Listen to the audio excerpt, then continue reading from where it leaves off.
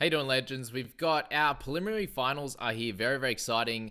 3 games to go in this season. So I hope you've had a cracker.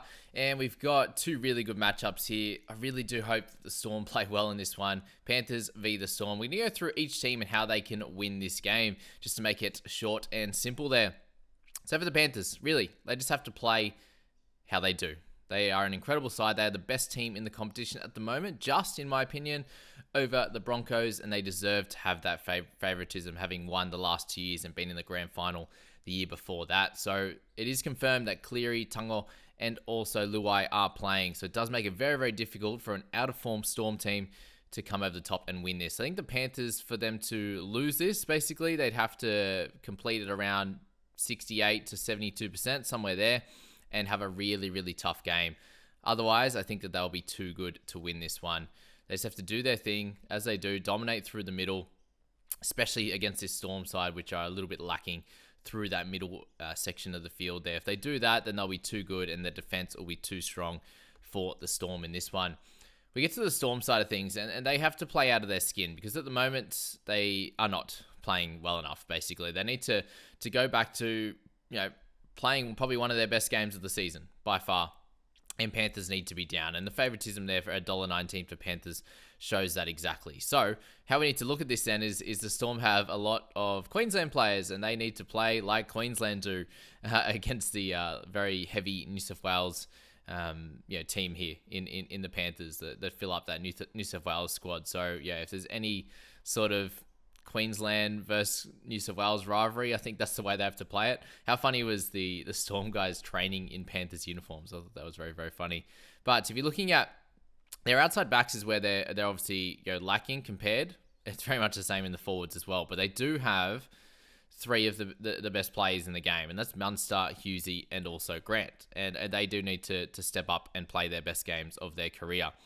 How you change things up against the Panthers is that offloading through the middle. And if they can do that, they have the players that are good enough to be able to put on tries against the Panthers. If they have their set defensive line, that's where there's a lot of trouble scoring for any opposition side. So I think that if they can do that, they can offload through the middle, a little bit of second phase play, I think that's going to be the best chance for the Storm in this game. There's not really too much else to say. They need to be able to at least put a try on through an Eli Katoa or a Nas there, and probably get one a dummy half through Harry Grant somehow.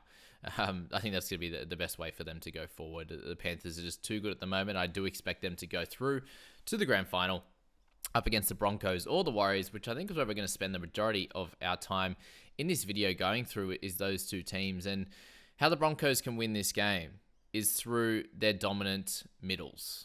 Okay, once they get through that, work through the middle, their aggression, their dominance through that is when they can put on a show through their outside backs. They obviously have Reece Walsh at the back and close to the best organizer in the game in Adam Reynolds in their side. So you look at that there, and obviously, the firepower they have in their outside backs is almost unmatched at the moment. And to go along with their forward pack of Payne, Haas, and Carrigan, and Flegler through the middle there to go along with, Jordan Ricky is really improving on that right edge, and Kurt Capewell just getting better and better, but in different ways than what he used to be able to do as more of a real strong sort of edge player, let's just say, through the centers and the second row. He's now a very formidable defensive player as well.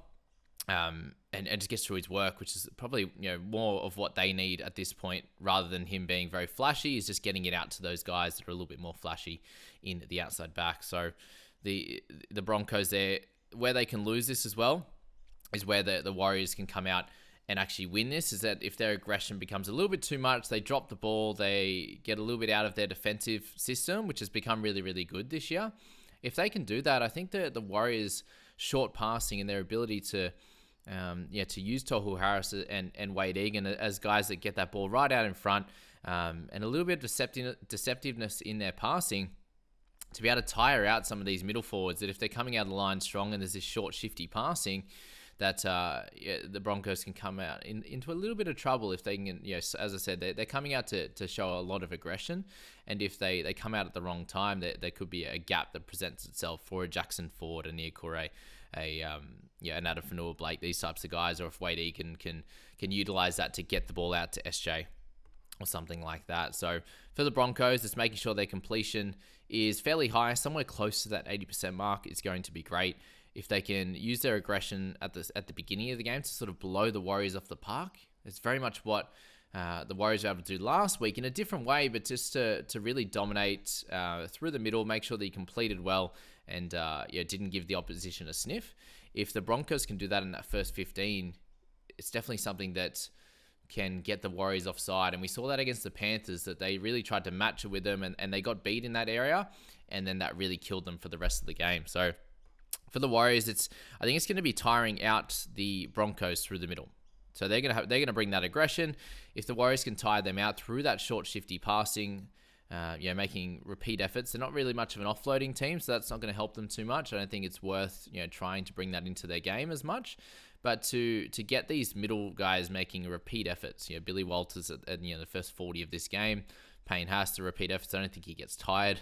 That of Carrigan, but even working on those edges of Capewell and Ricky, I think it's gonna be really difficult to do.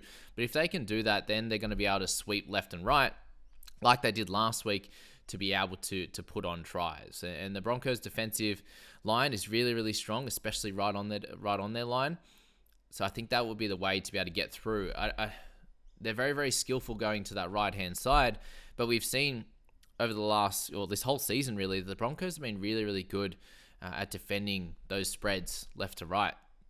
And I think that they can do that again with the Warriors, and they could definitely get frustrated. So the Warriors are going to have to complete really well, tire out these middle guys, and then I think they can get they can score some tries on those edges, or as I said, through an Adam Fanua-Blake or a Ford when things get a little bit tired, and when some of the bench guys come on. They've been doing a really, really good job. Palacia, Kobe Hetherington especially, and then Piakura's there for a shorter period of time, unless there is an injury to one of those the centers, the edge players there in that one. So you do look at this bench for the Warriors, and you would say that they have an advantage over the Broncos. So when those first guys come off, and that's the main issue here, is that Payne Haas and Carrigan play such big minutes, there's only a very short window of time where you can get those couple of guys on, and the Warriors can potentially use a Dylan Walker like he did last week, with that extra bit of speed, spotting a gap, or using his hands there to dominate through and score tries through the middle, I should say there. So it's going to be a very, very fun game in this one here. And the Broncos, as I said, the completion rate's going to be the big thing there.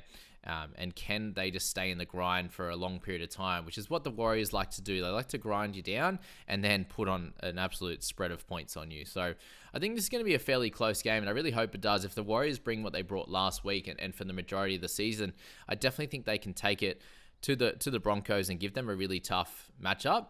And what we need to see then is the composure of Reynolds versus Johnson. I think that's going to be very similar. So if the game is fairly close at halftime, if it's a 12-10 or 12-8, something like that kind of range, which one of these teams is going to come out on the other side? And that's going to be the flip of a coin at this point. You'd imagine that the Broncos, they're a slightly better outfit, we'd say, over the Warriors at this point. But the Warriors got their mojo back last week, and I really think that if they can bring that, they obviously did blow the Knights off the park, and the Broncos aren't the same outfit as the Knights. But if they can bring that, I think it'll very much match this Broncos side, and it'll just be a battle of who can last the longest in this battle of possession and keeping their completion rates high, as to who will come out on top on this one. I am so excited for this game. I do feel like the Panthers will beat the Storm fairly comfortably, unless, as I said, there's that Queensland New South Wales ambush kind of style that we've been seeing for so many years, especially in recent history anyway, when New South Wales have had,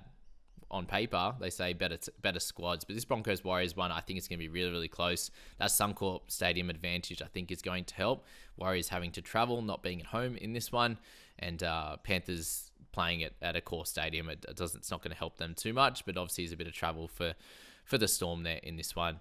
I hope you guys have a cracking weekend watching these games.